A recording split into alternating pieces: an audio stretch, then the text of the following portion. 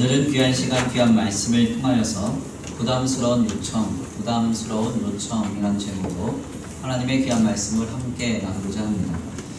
오늘 우리가 감당하는 신앙생활을 잘 살펴보면 지키고 행해야 할 여러 가지의 기준과 또한 요소가 많습니다. 이는 예를 들면 주일 성수와 같은 기본적인 예배 생활에서부터 기도나 찬송, 말씀 큐티와 같은 삶의 요소, 그리고 봉헌과 또한 헌신 등과 같은 물질의 영역에 이르기까지 매우 다양하게 규정됩니다. 실상 이는 각각의 교회 공동체의 영성과 분위기에 따라서 매우 엄격하고도 강직한 기준으로 강조될 때도 있고, 때때로는 매우 유연하고도 자연스러운 기준으로 제시될 때도 있습니다. 물론 우리 교회는 후자입니다. 자연스럽고 자유로운 영성을 추구하죠. 인정 한 분만 하셨는데 그렇습니다. 인정 안 하셔도 그렇습니다. 특별히 오늘날 몇몇의 리버럴한 교회 공동체를 중심으로 이러한 신앙의 규정과 지침들이 마치 구시대의 선물인 것처럼 가르치고 표명하는 성동들이 있곤 하는데요. 물론 모든 신앙의 규범과 기준들은 자연스러움과 자유로움 속에서 지켜져야 하는 것이 사실이지만, 실상 이러한 신앙의 기준 자체가 가치 없는 것이라고 주창하는 것은 매우 위험하고도 잘못된 일입니다. 실상 신앙의 규범 자체를 부정하는 분들이 내세우는 대표적인 근거는 예수님 당시에 성경을 통하여 전해지는 유대 종교 지도자들의 모습 때문인데요. 복음서에서는 매우 분명하게도 예수님 당시에 유대 종교 지도자들의 율법적이고 또한 그들의 어떤 하나님의 말씀을 지키는 행위들을 매우 부정적이고 어리석게 증언하고 있습니다. 예수님 당시에는 지켜야 할 율법적 규례가 10계명을 포함하여 무려 613가지가량 되었습니다. 무엇을 하라라는 강제 조목이 248개였고요. 무엇을 하지 말라라는 금계의 조항은 무려 365개나 되었습니다. 안식일 하루만 하더라도 지켜야 할 규례가 140개가량 됐습니다. 그러니까 인간이 감당하는 본성적인 영역의 것을 제외하고는 모두 다 이 율법의 확인을 받아야 하는 지경에 이르렀던 것입니다. 결국 예수님은 곳곳을 다니실 때마다 주님과 주의 제자들이 보인 모습으로 인해서 유대 종교 지도자들에게 늘 비판과 비난을 당해야 했습니다. 바로 이러한 성경의 증언을 근거로 삼아 오늘날에도 우리에게 전해지고 있는 각종 신앙의 지침들과 규정들이 모두 의미 없는 허울진 율법적 틀에 불과한 것이라고 주창하는 것입니다. 과연 이러한 주장이 사실일까요? 실상은 그렇지가 않습니다. 실상 하나님께서 처음 주의 백성들을 부르셔서 주님의 은혜의 장막 안에 그들을 거하게 하시고 살아가게 하실 때부터 오늘날에 이르기까지 하나님께서는 지속적으로 어떠한 신앙의 규범과 틀을 가지고 그의 백성들을 인도하셨습니다. 구약 당시의 상황을 한번 살펴보십시오. 일단 구약 시대에는 10계명이라는 명확한 율법적 기준이 있었습니다. 그리고 안식일 제도를 통해서 일주일에 한 번 늘 신앙으로 자신의 삶을 돌아보게 하시는 삶의 표준이 있었습니다. 더 나아가 1년이라는 시간을 각 절기에 따라서 철저히 지키게 하심으로써 여호와 하나님을 잊지 않고 그분이 베푸신 구원과 은혜를 따라 살게 하는 하나님의 놀라운 역사를 이루었던 겁니다. 이것을 흔히 구약적 용어로 여호와의 절기라고 합니다. 그래서 이 절기라는 말을 히브리 말로 살펴보면 순환이라는 뜻이에요. 그래서 1년의 시간을 하나님이 베푸신 은혜와 구원을 계속 상기하면서 순환적으로 한 날 한 날을 지내게 하는 것입니다. 1년 중에 구약시대 때에는 어떤 절기가 있었을까요? 우리가 너무나도 잘 알고 있듯이 출애굽 당시에 애굽에 하나님이 내리신 10가지 저주 중에서 마지막 저주인 장자의 저주 사건 때 이스라엘 공동체가 어린 양의 피로 그들의 문설주와 임방에 바름으로써 죽음의 사자가 넘어갔다라고 하는 유월절이 있습니다. 이 유월절이 대표적으로 여호와의 절기입니다. 근데 이 유월절을 하루 지키고 나서 7일 동안은요, 누룩이 없는 떡을 먹는 무교절을 지냅니다. 그리고 나서 유월절과 무교절이 다 지나고 나면 그 후 첫 안식일에 초실절을 지냅니다. 초실절 이후에 50일이 지나고 나면 오순절을 지내야 합니다. 그리고 약 3달이 지나서 유대력으로는 제7월, 그리고 태양력으로는 9월에서 10월경쯤 되면 아주 중요한 날의 시작을 알린다 해서 그 첫날에 나팔절을 또 진행합니다. 그리고 나서 10일째 지나고 나면 또다시 대속죄일을 지냅니다. 그리고 또 5일이 지나고 나면 초막절을 지냅니다. 이렇게 하면 소위 1년 중 여호와의 절기라고 불리는 구약의 대표 절기를 다 지낸 것입니다. 어떠세요? 충분히 외우실 수 있겠죠? 시작하겠습니다. 6월절 지났어요. 뭐가 와요? 목요절이고, 그 다음 뭐가 옵니까? 네. 그 다음 뭐가 와요? 오순절이 오죠. 사실 굉장히 복잡하고 어렵습니다. 물론 이것은 일주일에 한 번 안식일을 지내는 것과 당연히 병행되고요. 성전 파괴일이나 성전의 회복을 기념하는 수전절, 그리고 에스더를 통해서 민족을 구원하심을 즐거워했던 불임절 등과 같은 이스라엘 민족절기는 다 뺀 것입니다. 그러니까 이것이 또 사이사이에 다 들어갑니다. 그러니 이는 굉장히 복잡한 것입니다. 그리고 더 복잡하게 만드는 것은 각각의 절기마다 해야 하는 일이 다 다릅니다. 그러니까 계속적으로 순환되는 이 여호와의 절기, 그리고 민족 절기 속에서 이스라엘 공동체는 계속적으로 어떻게 해야 되는가를 늘 돌아보고 확인해야 했던 것입니다. 이렇게 주님은 구약시대에서부터 굉장히 촘촘하게 신앙생활의 패턴을 짜 놓으셔서 그의 백성들이 신앙생활을 감당하도록 하셨습니다. 이는 초대교회를 지나 무려 1000년 동안이나 주의 교회를 통하여 이루신 신앙생활의 모형에도 역시 동일하게 적용됩니다. 오늘 개혁신앙을 표방하는 우리 교회는 이를 감당하고 있지 않지만요, 지난 10여 세기 이상 동안 주의 교회는 소위 교회력이라는 것을 바탕으로 주님의 교회를 이루어 왔습니다. 또한 아직도 몇몇의 교회 공동체는 이것을 통해서 주의 교회를 이루어가고 있습니다. 교회력은 또 어떻게 시작이 됩니까? 매주 1월, 매월 첫날, 그러니까 첫 주일에, 그 주일을 수세주일이라고 해요. 1월 첫 주를. 그리고 나서 이제 주현절이라고 하는 절기가 시작됩니다. 2월 첫째 주까지 이게 진행이 돼요. 소위 이때 목회자에게 더 씌워지는, 목에 매시는 목사님들, 띠, 그러니까 그것은 이제 스토리라고 하는데, 멍에라고 하는 것을 냅니다. 이때 그 매야 되는 스토리의 색깔은 초록색 스토리입니다. 그리고 나서 춘분을 기준으로 대부분 2월 둘째 주 수요일경에 재수요일이 시작되어서 약 5주간 사순절기가 시작이 됩니다. 이때 스토리의 색깔은 보라색입니다. 그리고 고난주간이 이어지고요. 고난주간 때에는 빨간색의 스토리를 메고, 고난주간 이후에는 부활주일로 지낸 뒤에 성령 강림절까지는 흰색의 스토리를 맵니다. 그리고 나서 초록색 스토리를 매는 가장 긴 기간인 맥주감사주일과 추수감사주일을 지나 12월 초가 되면 보라색 스토리를 매는 주님을 기다리는 날이라고 불리는 대강절이 또 시작이 됩니다. 그 이후에는 성탄주일로 한 해가 마무리되죠.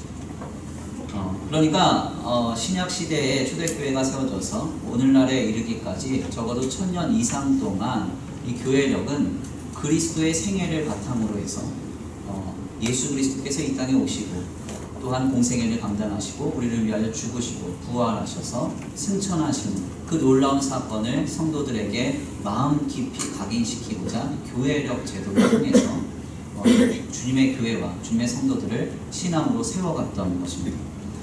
지금 오늘날 우리의 교회는 이러한 교회력에 따라 예배하거나 모임을 갖지 않지만, 지금도 루터교회나 성공회 등과 같은 엄밀한 예전을 따르는 교회들의 경우 이 교회력을 지킬 뿐만 아니라 각 교회력 안에서 정해진 본문으로만 설교하며 예배하고 있습니다. 교회력에 따라서는 성경의 본문이 많게는 4군데 혹은 2군데가량 허락이 됩니다. 그래서 이 내에서, 이 본문 내에서만 설교를 해야 합니다. 이는 어느 날 갑자기 우리에게 전해진 예전의 형식이 아니라 실상 약 1000년이 넘는 기간 동안 주님의 교회가 지켜온 신앙의 전통이라고 할 수가 있겠습니다.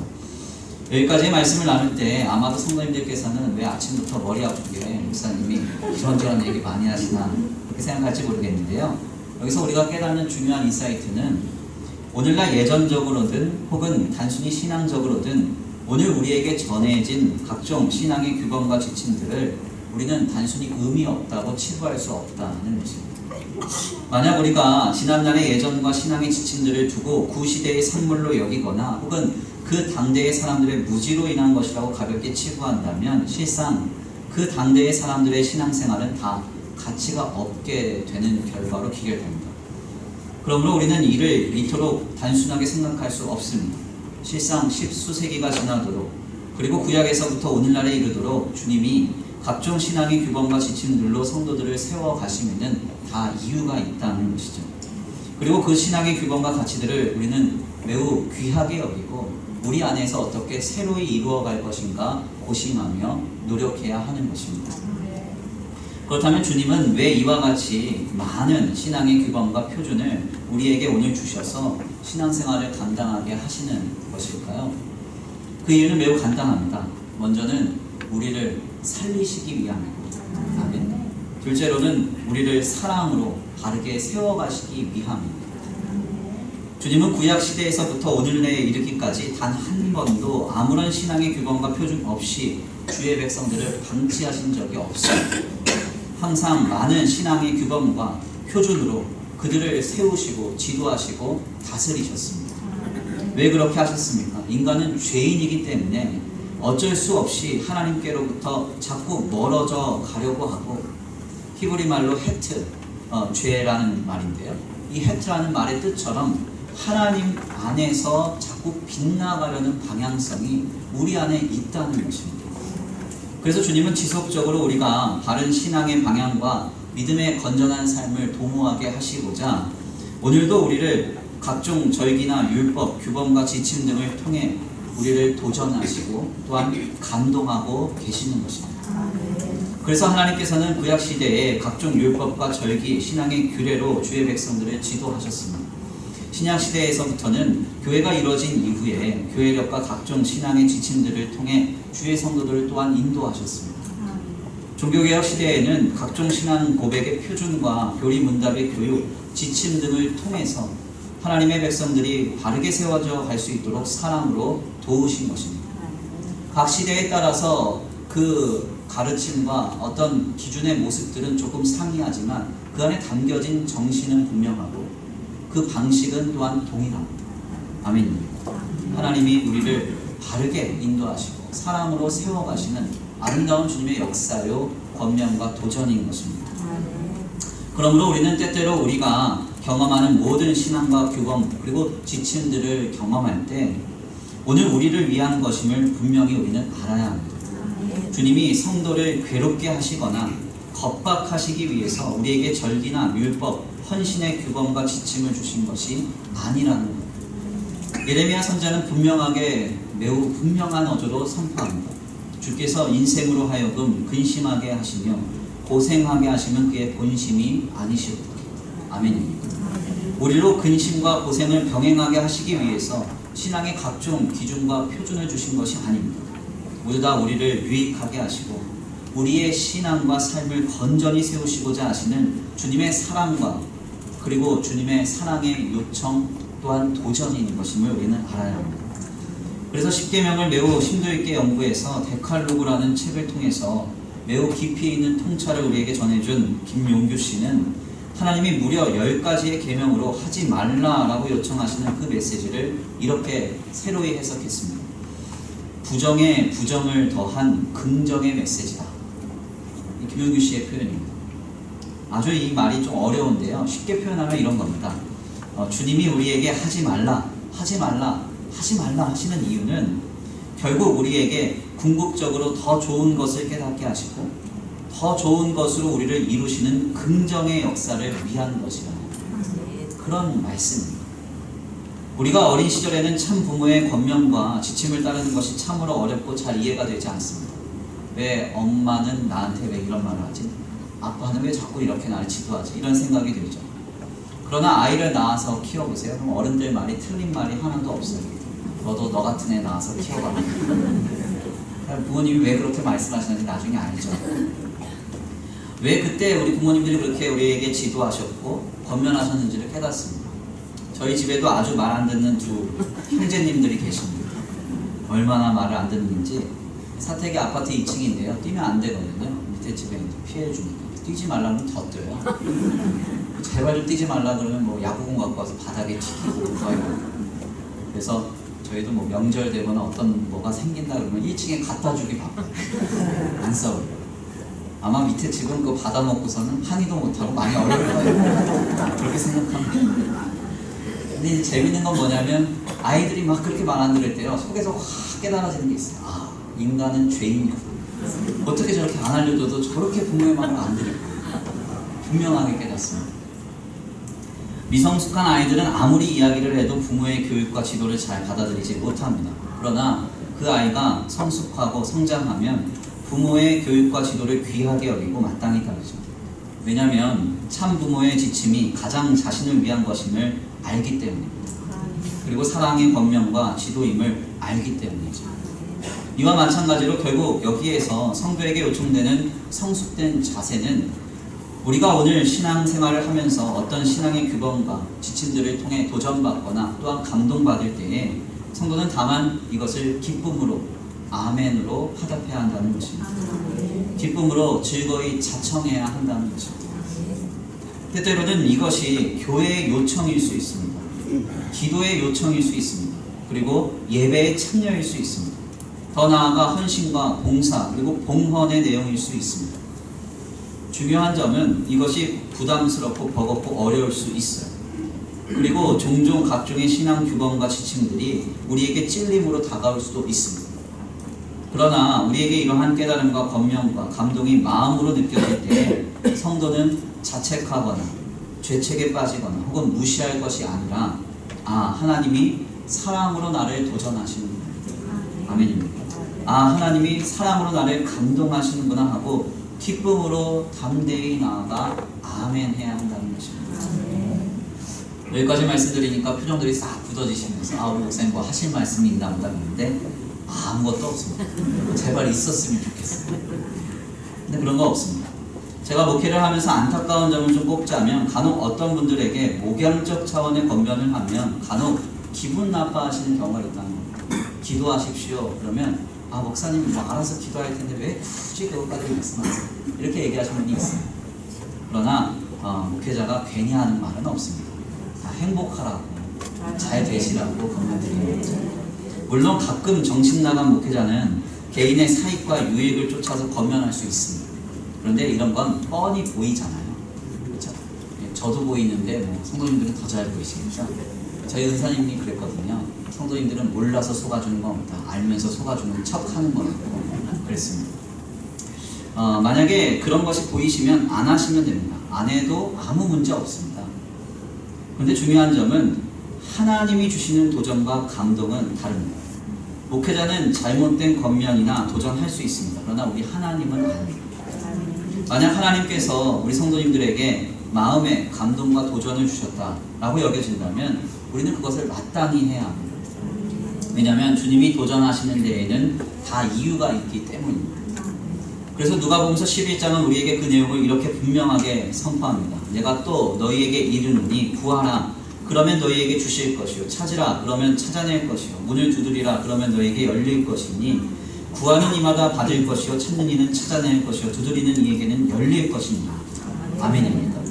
너희 중에 아버지 된 자로서 누가 아들이 생선을 달라 하는데 생선 대신에 뱀을 주며 알을 달라 하는데 정갈을 주겠느냐. 너희가 악할지라도 좋은 것으로 자식에게 줄 줄 알거든 하물며 너희 하늘 아버지께서 구하는 자에게 성령을 주시지 않겠느냐. 구하는 자에게 무엇을 주신다고 말씀하세요? 성령을 주십니다. 여기서 말씀하신 이 성령은 신약적 용어로 보혜사, 파라클레토스입니다. 우리를 하나님께 가까이 가도록 돕는 분이에요. 즉 우리가 구하여야 될 때 하나님은 우리에게 감동하사 구하여지게 한다는 겁니다. 우리가 찾아야 할 때 하나님은 우리를 감동하사 우리를 찾게 하신다는 것입니다. 열려지게 한다는 것입니다. 날마다 순간마다 우리 안에 내주하셔서 하나님께서 나를 하나님과 함께 하도록 말할 수 없는 탄식으로 감동하시고 도전하시는 역사를 이루신다는 것입니다. 바로 이 성령을 통해 구하여지고 찾아지고 열려지는 역사가 시작됩니다. 그러므로 때때로 우리에게 도전되고 감동되는 각종 신앙의 규범과 감동이 우리에게 버겁게만 느껴지고 찔리며 어렵게만 다가온다 할지라도 우리는 기쁨으로 그 감동과 도전에 반응해야 합니다. 순종해야 합니다. 아멘 해야 하는 것입니다. 주님이 우리로 구하여 주시고 찾아주시고 열리게 하시는 역사를 이루시는 과정이라 확신하고 이 역사의 기쁨으로 자원하여 즐거이 참여하여야 하는 겁니다. 그 역사의 주인공 되시기를 간절히 축원합니다. 오늘 본문의 말씀은 바로 이러한 관점에서 우리에게 큰 깨달음을 줍니다. 오늘 본문의 말씀은 요셉을 통하여 애굽의 토지법이 확정되는 내용을 우리에게 전합니다. 특별히 본문의 내용 속에서 요셉은 애굽인들에게 받은 모든 곡식을 국가에 귀속시켜서 그들을 소위 소장농으로 만들고 5분의 1이라는 세금을 물려서 애굽이라는 나라를 매우 강대하게 만드는 기틀을 닦습니다. 이러한 요셉의 모습은 실상 대대로 애굽의 부강함이 견지될 놀라운 국가적 기틀이 되었는데요. 그런데 우리는 사실 본문의 말씀을 읽으면서 조금 불편함을 느낍니다. 왜냐하면 먼저는 요셉이 애굽의 일반 시민들을 구조적으로 소장농으로 만들어 버렸기 때문에 그렇습니다. 그리고 여기서 더 나아가 요셉이 요청했다는 경작한 곡식의 5분의 1, 그러니까 약 25%의 세금이 너무나 무겁게만 느껴지기 때문입니다. 이는 사실 요셉 당시 고대 사회 속에서도 기본적으로 소장농의 세금이 10%에 불과했다는 것과 제사장을 제외한 애국 국민 전부를 소장농, 일종의 노예화 시켰다는 점에서 분명히 사회학적으로는 저평가되어야 할 부분이 있어 보입니다. 그래서 혹자는 여기서 요셉으로 인하여 애국과 바로는 부유해졌을지 모르지만 당대의 국민들은 오히려 더 좋지 않은 결과를 맞게 되었다고 이를 오해하기도 합니다. 그러나 우리가 이 본문을 바르게 이해하기 위해서는 본문의 증언을 담고 있는 몇 가지 컨텍스트를 전제할 필요가 있는데요. 먼저 본문의 말씀에서 요셉이 곡식 대금으로 받은 애굽인들의 토지를 국가적으로 귀속시킨 이 상황의 전제는 바로 7년 흉년이라고 하는 환경입니다. 고대 시기에 흉년으로 먹을 것이 없어 7년 동안이나 아사를 걱정해야 하는 이 사회적 상황은 국가적인 위기 상황이라고 할 수가 있습니다. 특별히 고대의 근동지방의 문서를 잘 살펴보면 평상시에는 10분의 1가량의 세금을 매기다가도 일반적으로 국가적인 위기 시에는 5분의 1 이상의 세금을 매기는 것이 관례였음이 확인이 되는데요. 그러므로 이를 토대로 요셉이 애굽인들에게 요청한 것을 생각해보면 실상 이는 요셉이 특별하게 포괄적으로 애굽인들에게 세금을 지게 한 것이 아님을 알아야 합니다. 그리고 여기서 더 나아가 본래 애굽인들의 토지는 요셉이 먼저 달라고 요청한 것이 아니라 오히려 애굽인들의 요청으로 국가적 귀속 작업이 시작된 것이었습니다. 우리는 그 근거를 오늘 본 말씀 이전 말씀인 19절 말씀에서 분명하게 확인하게 됩니다. 오늘 본 말씀 이전 말씀인데요. 19절입니다. 우리 함께 다 같이 공독합니다. 시작. 우리가 어찌 우리의 토지와 함께 주의 목전에 주이리까 우리 몸과 우리 토지를 먹을 것을 주고 사소서. 우리가 토지와 함께 바로의 종이되리니 우리에게 종자를 주시면 우리가 살고 죽지 않으면 토지도 함께하게 되리라. 오늘 본문 말씀 19절 말씀에 따르면 애굽인들은 흉년 속에서 자신들이 굶어 죽고 자신들의 땅도 황폐케 될 것을 우려했습니다. 그래서 그들은 자발적으로 자신들의 토지를 국가적으로 맡아줄 것을 요청하게 되었는데요. 즉 요셉이 곡식값으로 애굽인들의 토지를 받아 이를 국가에 귀속시킨 것은 토지를 전 국가적으로 관리함으로 황폐케 됨을 막는 중요한 작업이었음을 우리가 여기서 확인하게 되는 것입니다.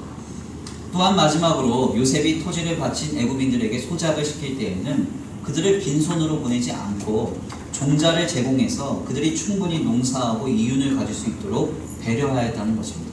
오늘 본문 말씀 23절입니다. 함께 다 같이 공독표입니다. 오늘 본 말씀 23절 시작.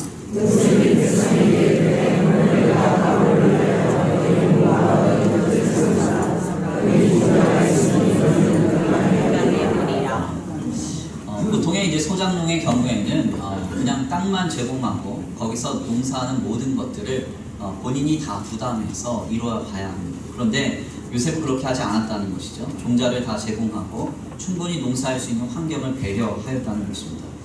그러니까 정리를 하자면 결국 요셉은 애국과 바로의 배만 불리게 하기 위해서 애굽인들을 희생시키고 그들 모두를 소작농으로 만들어버린 것이 아니라 오히려 7년이라는 흉년 속에서 애굽인들에게는 살 길을 열어주고 국가적인 위기 속에서 또한 애굽이라는 나라는 강대하게 하는 소위 상생의 역사를 이루었다고 할 수 있는 것입니다. 그래서 오늘 본문 말씀을 주석한 종교개혁자인 칼빈은 이 본문에 대해서 이렇게 해석했습니다. 요셉이 추수의 5분의 1을 내라고 한 이 간접적 조처는 애굽인들로 하여금 자기들의 땅을 보다 열심히 경작하게 하려는 이유가 있었다. 그들은 이 같은 계약이 자기들에게 자비를 베푼 처사임을 확신하게 되어 이와 같이 고백하였다. 그들은 요셉 덕분으로 목숨을 구하였음을 시인하였다. 또한 그들은 왕의 종이 되는 것을 거절하는 것을 아니했다. 따라서 요셉은 두 편 사이에 서서 잘 처신했다. 백성을 압제도 학대도 당하지 않으면서 또한 왕을 즉 국가를 치부하게 만든 것이다. 이는 참으로 인상적인 해석이 아닐 수 없습니다. 보통의 일반적인 관점에서는 우리는 요셉이 굉장히 잘못된 행동을 한 것처럼 혹은 과도한 그리고 부담스러운 요청을 한 것처럼 요셉을 충분히 오해하게 됩니다. 너무나 포괄적인 토지법을 바탕으로 일반인들에게 과중한 세금을 주는 게 아닌가 이렇게 생각하는 것입니다. 그런데 칼빈의 해석은 달랐다는 것이죠. 요셉의 이러한 조처는 결국 애굽인들로 하여금 땅을 열심히 경작하게 하는 역사를 이루었고 결국 이는 국가적으로나 개인적으로나 모두 다 상생하고 번영하는 지평을 새로이 열게 된 것입니다. 그래서 이를 알았던 애굽 사람들은 겉으로 보기에 과도한 요셉의 요청에도 자청하여서 기쁨으로 복속하기로 고백합니다. 오늘 본문 말씀 25절인데요. 우리 함께 다 같이 볼게요. 오늘 본문 말씀 25절입니다. 시작.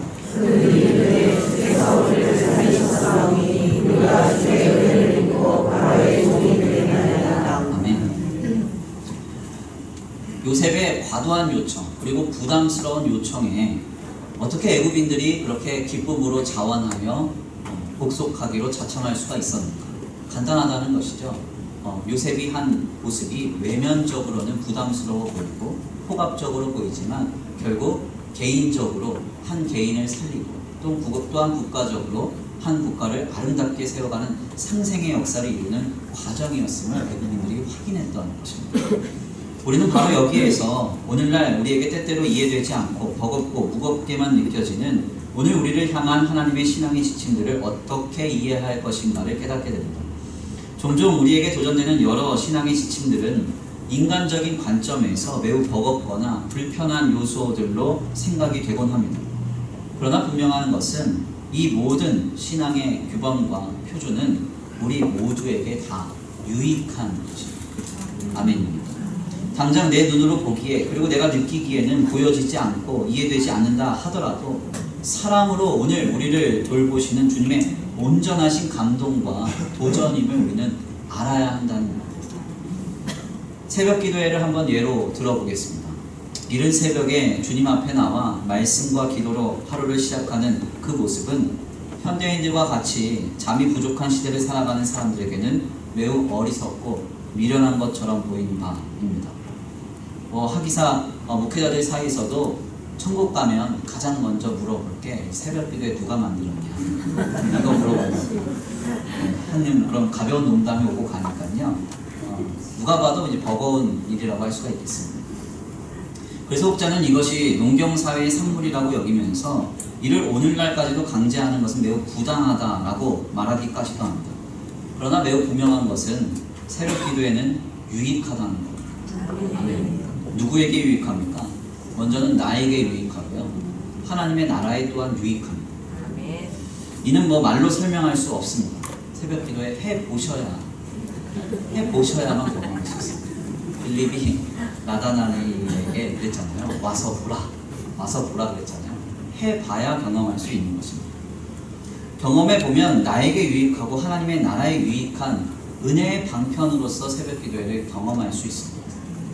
제자훈련반 7기가 시작되어서 모 권사님과 집사님께서 늘 새벽 기도회를 마치시고 1시간 동안 성경을 읽고 하루를 시작하십니다. 제가 새벽 기도회 마치면 꼭 커피 한 잔을 들고 운동하러 가는데 그때 늘 마주칩니다. 그거 얼마나 은혜가 되는지 몰라요. 아마도 이분들의 삶은 더 말할 것도 없을 겁니다. 하나님이 주시는 은혜가 더할 것이고 이분들로 인해서 하나님의 나라는 매우 단단히 세워져 가고 있을 것입니다. 그래서 기왕이면 그리고 할 수만 있으면 새벽 기도에는 감당하는 것이 좋습니다. 왜냐하면 하나님께서 전 세계에서 유일하게 우리나라 민족에게만 허락하신 은혜의 자리이기 때문에 그렇습니다. 서방교회는 새벽 기도에 하지 않습니다. 새벽 기도에 목회 때 하면 큰일 납니다. 옆에다 잡혀들어가요. 교인들 어렵게 한다고, 교인들 폭압적으로 이렇게 목회한다고 그렇게 합니다. 근데 우리나라는 그렇지 않죠. 새벽 기도에 당연하게 여기잖아요. 이는 가장 민감한 주제 중 하나인 주일 성수나 11조 역시 문제 마찬가지입니다. 겉으로 보기에는 무겁고 부담스러워 보입니다. 그러나 다 이것은 유익한 것입니다. 아브라함, 요수아, 헷셀이 안식이라는 책에서 그런 말을 했습니다. 현대인들이 회복해야 할 삶의 모습 한 가지, 바로 안식. 안식을 회복해야 됩니다. 아멘입니다. 일주일에 한 번 주님 앞에 나와 주님 앞에 온전히 몰입하고 하나님 앞에 하나님과 깊은 교제를 나누는 이 안식, 이것은 너무나 귀한 것입니다. 할 수만 있으면 내게 유익하고 하나님 나라에 유익한 이 일에 우리는 아멘으로 순종해야 하는 것입니다. 그러므로 할 수만 있다면 오늘 본문 말씀 25절의 말씀처럼 요셉의 부담스러운 요청에 다만 기쁨으로 복속하기로 자청하였던 애굽 사람들의 모습처럼 주님의 감동과 도전과 권면 앞에 기쁨으로 아멘이라고 화답할 수 있어야 합니다. 왜 그렇습니까? 이 모든 요청이 나를 사랑으로 돌보사 유익하게 하시는 주님의 감동이고 주님의 도전이기 때문에 그렇습니다. 제가 언젠가 한번 말씀드렸던 일화입니다. 1985년생으로 약관 20세의 나이에 2005년 바둑 마스터즈 결승에 오른 조혜연 기사가 돌연 기권을 선언한 일이 있었습니다. 이 기권의 이유인 즉슨 다름 아닌 그 경기 일정이 주일이었기 때문인데요. 조혜연 기사는 신앙인이었기 때문에 도저히 주일을 빼고 마스터즈 결승 경기에 참여할 수가 없다고 했던 것입니다. 이로 인하여서 온오프라인 매체와 커뮤니티에서는 조혜연 기사의 결정을 비판하는 움직임이 크게 일어났습니다. 당시 조혜연 기사는 이에 대해서 자신의 입장을 이렇게 전했습니다. 그 전문이 매우 긴데요. 제가 잠시 축약해서 읽어드리겠습니다. 안녕하세요. 저는 조혜연 6단입니다. 마스터즈 결승을 기권할 때는 이를 준비하신 선배님, 동료 기사에 대한 예의가 아니었기에 무척이나 곤혹스러웠습니다. 또한 결승전을 기다려 오신 팬들에게도 송구스러웠습니다. 어릴 때는 신앙 교육에 의해서 연구생에 참여하지 못했고 주일에 겪어야 하는 시합에 대해 괴로움을 느꼈다고 털어놓았습니다. 그러나 지금의 결정은 어느 누구도 개입하지 않았습니다. 저에게는 주일 예배보다 귀한 것이 없습니다. 저는 아직 세례를 받은 정식 교인도 아니며 믿음이 있다고 고백할 만한 처지도 아니지만 제가 오랫동안 들어온 하나님의 말씀에는 진리가 있었고 세상에서는 감히 흉내도 낼 수 없는 삶이 있다는 것을 깨달았습니다. 제 생각은 6일간 힘써 자신의 일을 하고 주일엔 쉬는 것이지만 마스터즈 결승과 같이 타인에게 피해를 주는 경우가 발생하였기에 정관장배 국가대표 시드는 모두 포기를 선언한 것입니다.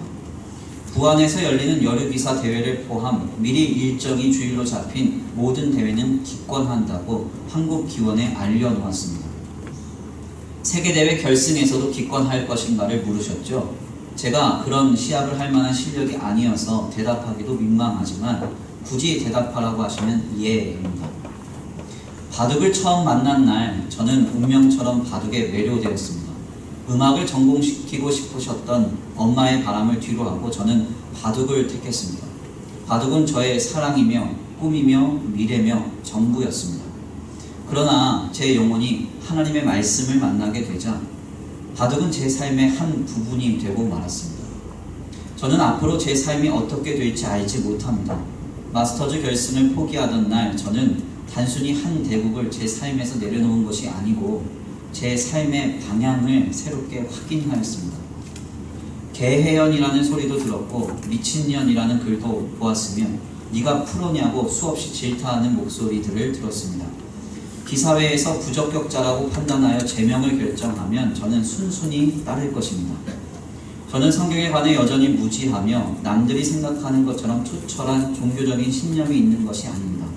저는 오직 주님을 사랑하기를 원할 뿐이며 제가 먼저 받은 주님의 사랑이 저를 바꾸어 놓은 것 뿐입니다. 이것이 조혜연 기사의 고백이었습니다. 약간 20세의 나이에 바둑 마스터즈 결승에 올랐던 조혜연 프로는 실상 어린 시절부터 투철하게 종교적으로 세뇌를 받았던 사람이 아닙니다. 세례를 받은 정식적인 교인도 아니었고 성경 말씀을 들은 지 얼마 되지도 않는 사람이었습니다. 그러나 그녀가 확실하게 믿고 경험한 것은 분명했습니다. 주님이 자신을 사랑한다는 것과 그 사랑으로 신앙을 삶의 규범 삼아 살아가도록 주님이 자신의 삶의 방향을 이미 설정하셨다는 것입니다. 이분은 우리와 멀리 떨어진 안드로메다에 사는 분이 아닙니다. 저와도 한 살밖에 차이가 나지 않습니다. 법원 사거리에 가보시면 합신 측에 속한 우만교회라는 교회가 있습니다. 그 교회의 교인입니다. 오늘 우리와 같은 시대에 같은 공간을 살고 있는 지극히 평범한 신앙인입니다. 그런데 세례도 받지 않고 제대로 된 신앙 교육과 성경의 내용마저 숙지하지 못하고 있었던 이가 어찌 이와 같이 하나님의 말씀을 진리로 여기고 신앙의 규범을 삶의 표준으로 삼아서 세상의 지탄과 사람들의 비난을 담대히 뛰어넘어 살아가기로 결단할 수 있었던 것일까요? 대체 수십 년 동안 신앙의 연조가 쌓였다고 하는 우리는 감히 흉내내지 못하는 일을 어찌 이 자매님은 감당할 수 있었던 것입니까? 이 질문의 해답은 간단합니다. 조혜연 기사의 마지막 고백에 그 해답이 있습니다. 저는 오직 주님을 사랑하기를 원할 뿐이며 제가 먼저 받은 주님의 사랑이 저를 바꾸어 놓은 것 뿐입니다. 제가 먼저 받은 주님의 사랑이 저를 바꾸어 놓은 것 뿐입니다. 아멘. 지금 우리에게 요청하시는 모든 신앙의 도전과 감동이 나를 사랑하시는 주님으로부터 옴을 그가 분명히 신뢰했다는 것입니다. 나를 사랑하시는 주님이 그의 사랑으로 우리를 진리로 세워가시고자 도전하시고 감동하심을 믿었기 때문에 이 믿음이 결국 도저히 포기할 수 없는 순간에 포기하고 신앙을 붙들게 만들어 도저히 감당할 수 없는 순간에 자청하여 기쁨으로 순복하게 만들었던 것입니다. 우리는 바로 이러한 주님을 향한 믿음을 이 시간 도전받아야 합니다. 주님이 우리를 향하여 신앙의 이러저러한 규범과 지침을 감당하게 하심은 우리로 유익하게 하려 하십니다. 고생하게 하시며 근심하게 하심이 아닙니다. 유익하게 하시는 하나님의 놀라운 은혜의 섭리입니다. 믿으십니까? 나를 사랑하시는 주님께서 나를 사랑으로 세워가시는 역사입니다. 우리가 이 믿음으로 날마다 신실하게 주님의 법도와 율례를 따라 삶을 영위할 때 주님은 우리의 삶을 유익하게 하시고 우리의 삶을 통하여 하나님의 나라를 굳게 세워가시는 것입니다.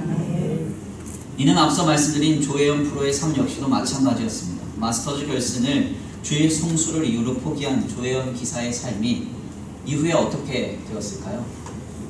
망하였을까요? 하나님 망하게 내버려 뒀을까요? 네, 그렇지 않습니다. 기사회에서 제명도 당하지 않았습니다. 그녀는 당시 6단이던 데에서 계속적으로 승단하여서 2008년에 프로 기사 8단이 됩니다.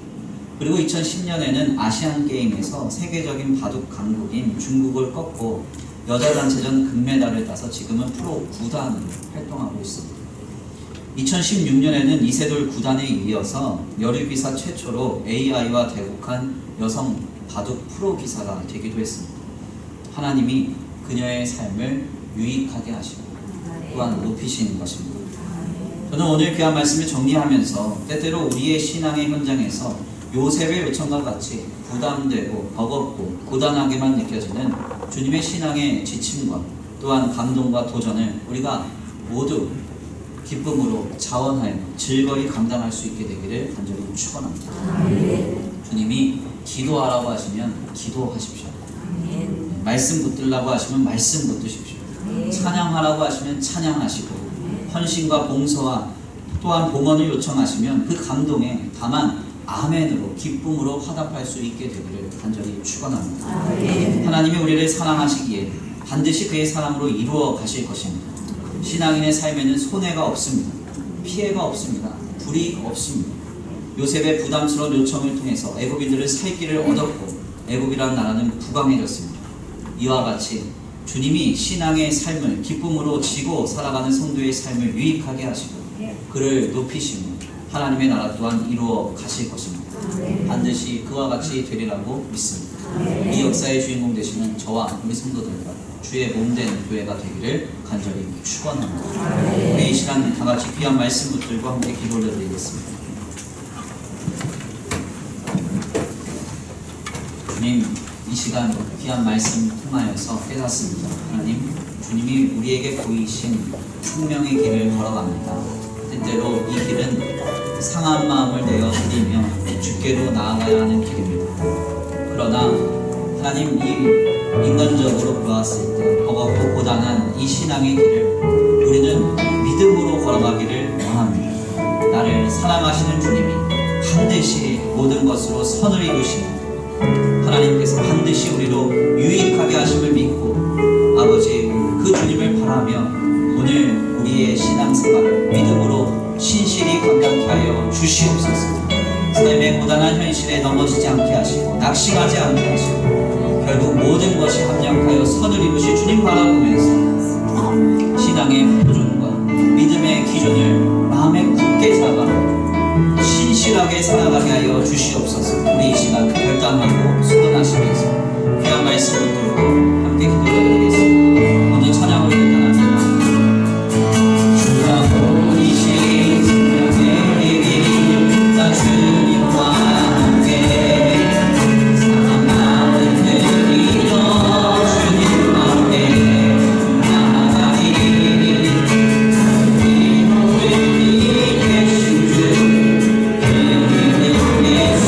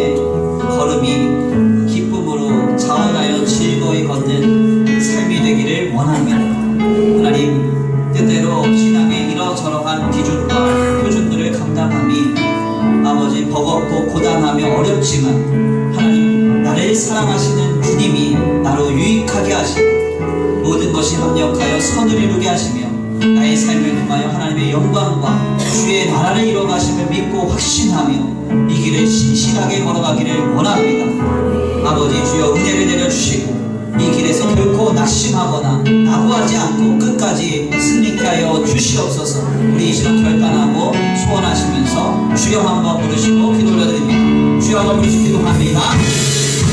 주여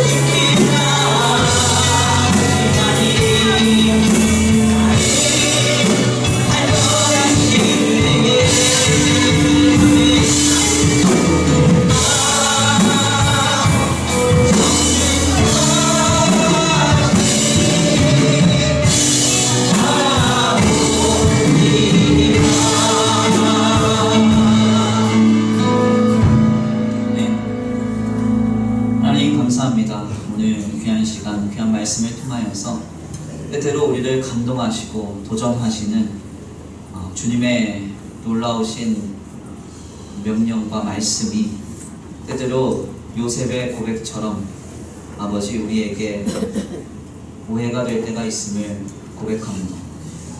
주님은 우리를 사랑하셔서 우리에게 진리로 우리를 세우시고 사랑으로 돌보사 아름답게 우리를 이루어 가시고 유익하게 하시기 위하여 우리에게 때때로 감동하시고 도전하시는데 우리는 아직 미성숙하여 그 도전을 바르게 해석하고 이해하지 못합니다.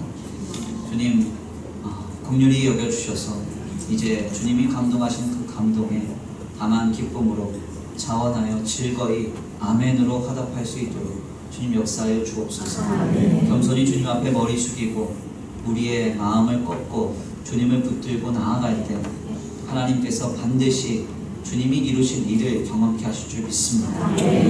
지금은 보이지 않고 들리지 않고 잡히지 않지만 아버지 하나님은 일하고 계셔서 지금 우리의 신앙의 순복과 아름다운 헌신을 통하여 아버지 하나님의 나라를 세워가시고 우리를 통하여 우리의 삶을 아름답게 완성시켜 가고 계심을 믿습니다. 하나님 모든 순간에 낙심하거나 낙오하지 않게 하시고 하나님 앞에 우리가 맡은 바 신앙의 길을 신실하게 또한 진실하게 거룩하게 끝까지 감당케 하여 주시옵소서. 오늘도 귀한 예배 가운데 나와 주님 앞에 귀한 예물 올려드립니다. 이 예물이 쓰여지는 곳곳마다 영혼과 생명 살아나게 하시고 하나님의 나라와 주의 복음을 위해서 가장 먼저 쓰임받는 복된 예물 되게 하여 주시옵소서. 드려진 손길 위에 복의 복을 더하셔서 하늘의 신령한 복과 땅의 기름진 복으로 덧입혀져 이삭이 흉년 속에서도 그랄 땅에서 100배의 결실을 얻었던 그 복과 은혜를 힘입는 가정과 생업이 되게 하여 주시옵소서. 돌아가는 발걸음도 안전히 가게 하시고 한 주간 아버지 세상의 소리에 귀 기울이지 않고 사람의 미혹에 넘어지지 않으며 아버지 거룩하고 건전한 신앙의 삶을 아름답게 도모함으로 주님께서 합력하여 선을 이루시고 하나님의 나라를 이루어가시는 그 역사에 참여하게 되는 복된 한 주간의 삶이 되게 하여 주시옵소서. 도우실 줄 믿고 감사함을 올려드리오며 사랑과 은혜가 많으신 우리 구주 예수 그리스도의 이름으로 감사하며 기도 올려드립니다.